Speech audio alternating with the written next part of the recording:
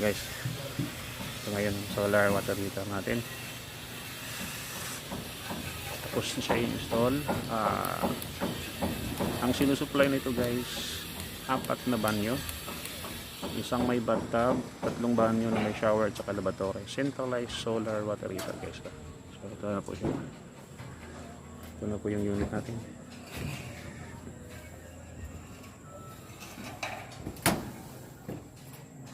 Meron tayong in bulb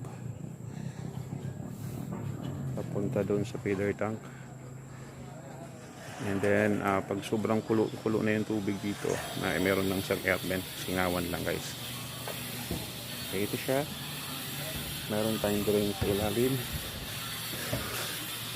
meron tayo, ayan po, naka-brace na siya guys.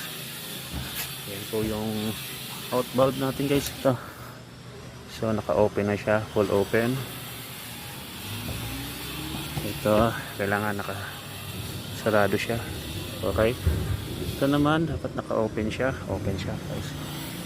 Papasok siya doon. Ito yung backup heating element guys. Pagka halimbawa, 1 linggo o 2 linggo na hindi nagpapakita ang araw. Yan. Pwede yan natin gamitan ng kuryente. Don't worry guys, 1,500 wattage lang yung heater yan, yung backup heating niya. Kaya mababa lang wattage yan. Tsaka 1 hour tulo na yan guys. Yan. Ito yung booster pump, heater pump. Maliit lang siya. Kung bahay-bahay lang naman guys. Yan. So, tapos siya guys. Siyempre yung unit natin guys. Marami nagtatanong kung nakakabili ba pag nabasag yan. Nakakabili po. Ito. Nakakabili na isa. Yan guys. Okay. Pasok guys. Ayan.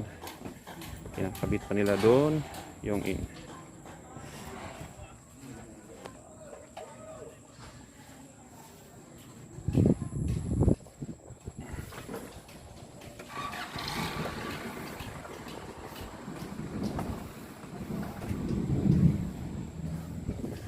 By the way, solar water heater is sponsored by Solar Water Heater. Yan guys, naka solar water heater na sila.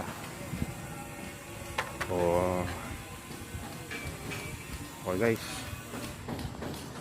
tapos na.